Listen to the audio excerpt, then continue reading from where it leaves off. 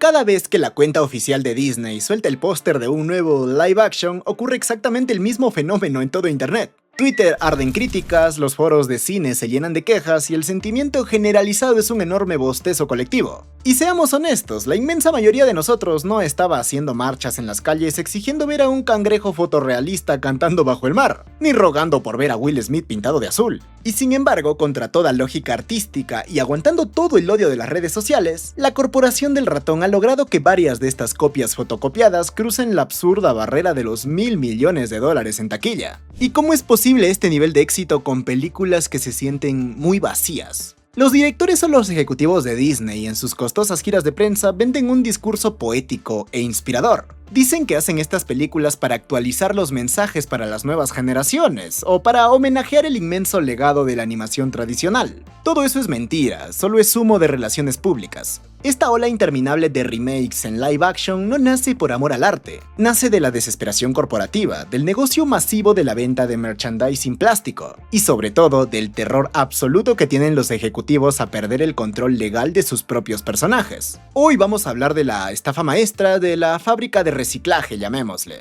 Vamos a analizar cuándo es que Disney apagó la innovación para encender la impresora de billetes y cómo esta avaricia desmedida está colapsando frente a nuestros ojos.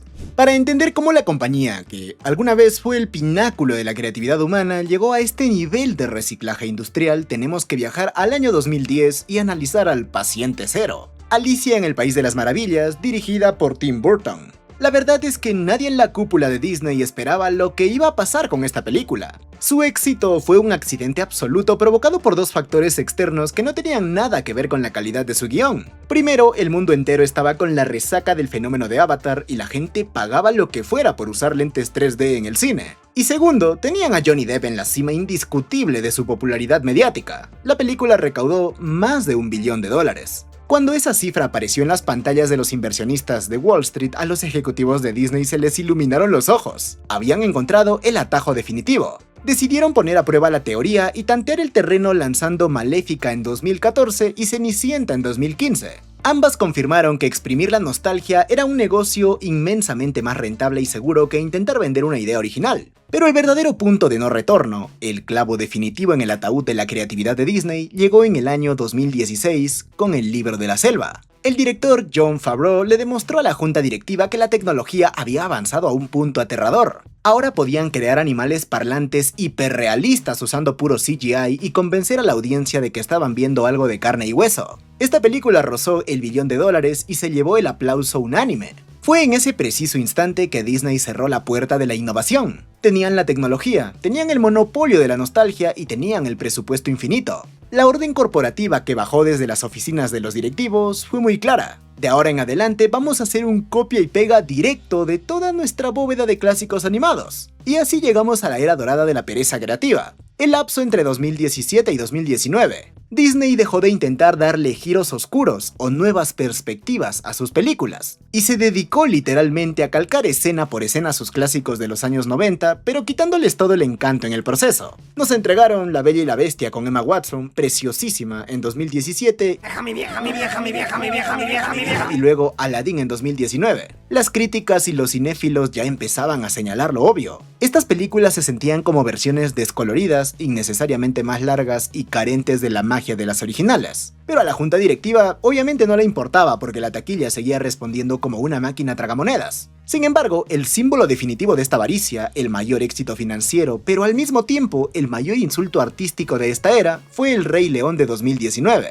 Hay que detenernos un momento y analizar la audacia cínica de Disney con este producto. Nos la vendieron en todos los pósters promocionales y entrevistas como una película live action, cuando en realidad no había ni un solo león de verdad, ni una sola sábana africana real en toda la maldita cinta. Todo es 100% animación generada por computadora. Literalmente, otra película animada, pero más disfrazada. Cambiaron la expresividad perfecta, vibrante y teatral de la animación tradicional en 2D por un hiperrealismo gris y, siendo sinceros, un poco aburrido. Tuvimos que soportar ver a Simba cantando Hakuna Matata con la misma expresión facial vacía, muerta y robótica que tenía cuando vio a Mufasa ser pisoteado por una estampida. Le robaron el alma a uno de los mejores clásicos de la historia para darnos un documental genérico de Animal Planet. ¿Y saben qué fue lo peor de todo?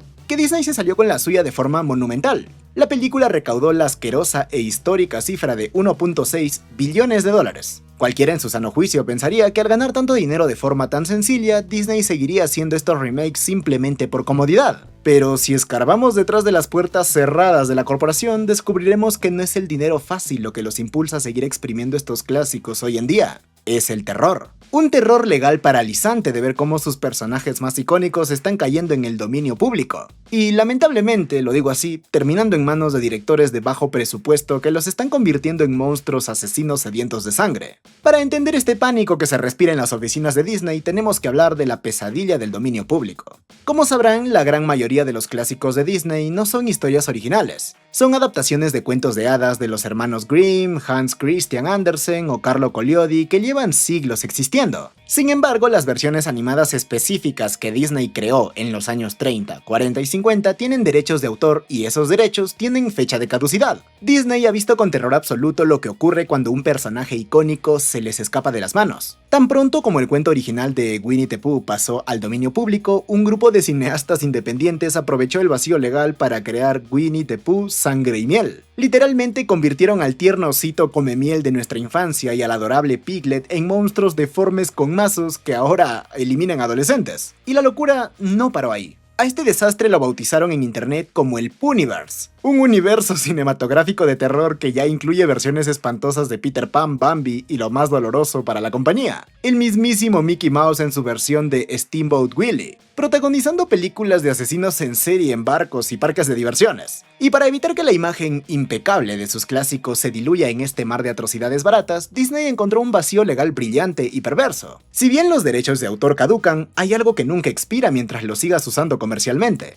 las marcas registradas o trademarks. Al hacer un remake live action de La Cenicienta o de La Sirenita en la época moderna, Disney actualiza y blinda legalmente la imagen exacta del vestido azul, de la melodía precisa de las canciones y los diseños específicos de los personajes. Ah, y el logotipo de la franquicia también. O sea, refrescan la marca registrada para poder demandar a cualquiera que intente lucrar con esa estética visual. Pero el negocio no termina en los juzgados. Estas películas en el fondo son simplemente infomerciales de 2 horas y de 200 millones de dólares. Ningún otro estudio en Hollywood, ni Universal, ni Warner Bros. Recicla tanto su pasado porque ninguno depende tan brutalmente de su ecosistema de productos. Cuando Disney estrena un live action, no solo vende las entradas del cine, automáticamente renueva los disfraces en sus tiendas, lanza nuevas líneas de juguetes y actualiza los desfiles en sus parques temáticos. O sea, es una máquina de hacer dinero en 360 grados. Sin embargo, exprimir la misma fruta una y otra vez tiene un límite y la audiencia finalmente se hartó. Pero hago un paréntesis acá porque yo entiendo a Disney en esta parte. Realmente lo del Pooniverse y todas estas atrocidades son horribles, arruinan los cuentos de infancia.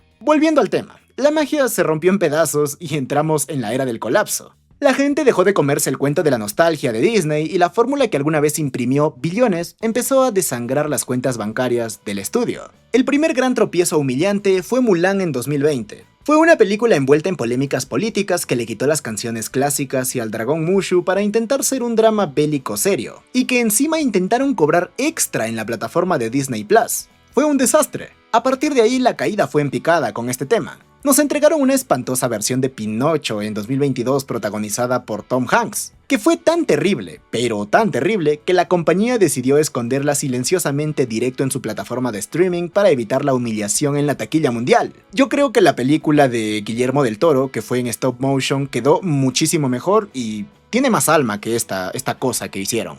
Y bueno, luego le siguió Peter Pan y Wendy en 2023, una película con una paleta de colores tan gris y deprimente que parecía grabada dentro de un sótano abandonado. Pero si hablamos de agujeros financieros masivos, tenemos que hablar de La Sirenita en 2023. A pesar de todo el innegable talento vocal de Halle Bailey, la película fue devorada por su propio presupuesto inflado y por un CGI del fondo marino que lastimaba la vista. Costó cerca de 300 millones de dólares hacerla y otros 100 millones promocionarla, pero apenas rascó los 569 millones en la taquilla global. Financieramente fue una decepción gigantesca que apenas logró recuperar la inversión, demostrando que intentar complacer a todos terminó por alejar a la mayoría. Ya saben a lo que me refiero, con esto de que ahora complacen a todos los que se quejan en internet y no quiero entrar en polémicas, por eso no lo digo directamente, pero me entienden. Y esto nos lleva al caso de Estudio Definitivo. el desastre de relaciones públicas más vergonzoso en la historia moderna del estudio, el live action de Blancanieves. Incluso antes de que la película se estrenara,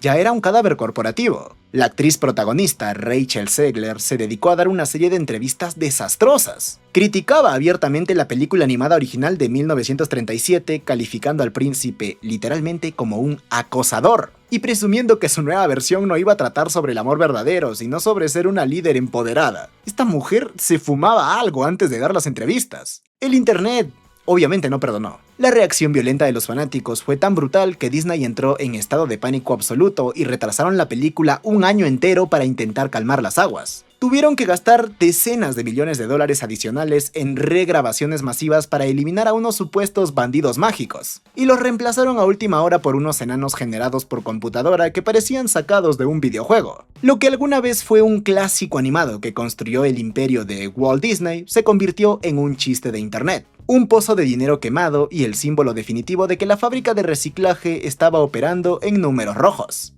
Y así llegamos a la actualidad, a este preciso momento a mediados del 2026, el punto máximo de la desesperación corporativa. Como Disney ya se gastó la carta de la nostalgia y exprimió hasta la última gota de sus clásicos de la era dorada de los 90, empezaron a escarbar en el fondo del barril y a canibalizar su propia historia reciente. El declive de esta etapa de pánico quedó evidenciado con los desastres que nos aventaron recientemente. A finales del 2024 se inventaron Mufasa el Rey León, una precuela hiperrealista de leones CGI porque aparentemente los 1.6 billones de la película original no fueron suficientes para calmar la avaricia de los accionistas. Luego en 2025 nos recetaron el live action de Lilo y Stitch. El diseño CGI de Stitch les quedó increíblemente bien. Lograron tomar a uno de los alienígenas animados más carismáticos de la historia y trasladarlo a la vida real manteniendo esa esencia tierna, peluda y perfecta para vender millones de peluches en las tiendas. Pero que el protagonista se vea visualmente impecable no borra el problema corporativo de fondo. La película entera sigue siendo un reciclaje innecesario que no aporta nada nuevo, y que solo existe para colgarse desesperadamente del éxito y la magia de la obra maestra original del 2002. Las cosas dentro de la oficina de Disney están tan caóticas que varios de sus planes de emergencia empezaron a colapsar bajo su propio peso. La mejor prueba de esto es el intento de hacer un live action de Bambi. Y seamos muy claros, la idea era un desastre desde su concepción. El proyecto nunca despegó y tras meses de problemas internos finalmente fue dado de baja y cancelado de forma oficial, porque se quedaron sin su directora principal de hecho. Pero aún con ese nivel de caos interno, la fábrica de reciclaje se niega a detenerse. La prueba irrefutable de que perdieron por completo la vergüenza está a la vuelta de la esquina y llegará a los cines este próximo mes de julio, el live action de Moana. Piensen un segundo en lo ridículo de esta situación. Van a estrenar un remake con actores reales de una película animada que ni siquiera tiene 10 años de existir, que acaba de tener una secuela animada hace nada y que sigue viéndose espectacular en cualquier maldita pantalla. Este remake no es un homenaje necesario ni es una carta de amor a los fans, es simplemente un salvavidas desesperado, impulsado de hecho por el inmenso ego de Dwayne "La Roca" Johnson para intentar salvar su carrera en la taquilla después de su humillante fracaso corporativo en DC con Black Adam. Y si creían que la desesperación de Disney terminaba ahí, abróchense los cinturones. La prueba definitiva de que están escarbando el fondo de la olla es que ya es un hecho la producción de live action de Enredados. Incluso ya confirmaron y cerraron contratos con actores como Tegan Croft o Milo Manheim para grabar a finales de este mismísimo año. Disney ya no está reviviendo la nostalgia de nuestra infancia. Están devorando su propio presente porque tienen un terror absoluto a intentar financiar ideas 100% originales que conecten con las nuevas generaciones y que terminen fracasando estrepitosamente como les pasó con películas como Wish o Strange World. Ante el fracaso de sus ideas nuevas, los ejecutivos siempre van a elegir el camino fácil y cobarde. Correr a esconderse bajo la falda de sus franquicias establecidas, exprimir la marca hasta dejarla seca y rezar para que nosotros sigamos comprando los boletos. Al final del día tenemos que entender una lección muy dura sobre la industria del entretenimiento. Disney no es tu amigo de la infancia ni es un taller mágico de duendes. Es una corporación multinacional que responde ante una junta de accionistas. Y mientras nosotros sigamos comprando el boleto de cine por pura curiosidad morbosa, ellos van a seguir vendiendo copias descoloridas y plásticas de nuestros mejores recuerdos. Si realmente queremos que Hollywood vuelva a tomar riesgos, que vuelva a darnos obras maestras de la animación original que perduren por décadas, tenemos que aprender a votar con nuestra billetera y dejar morir el pasado. Porque la única forma de obligarlos a crear la magia del futuro es dejando de financiar su perezosa máquina de reciclaje. Y si les digo esto es porque al final de cuentas el cine es un arte. Entonces, si quieren lucrar con eso deben darnos cosas buenas. En fin, si les gustó esta temática del video, el video en general, no olviden dejar su like gigante, suscribirse al canal y díganme cuál les pareció el peor live action de todos. Por cierto, si les gusta este tema de fracasos y análisis corporativos en Hollywood, por acá les dejo 2 videos que hablo casi de lo mismo. Así que nos vemos en la próxima.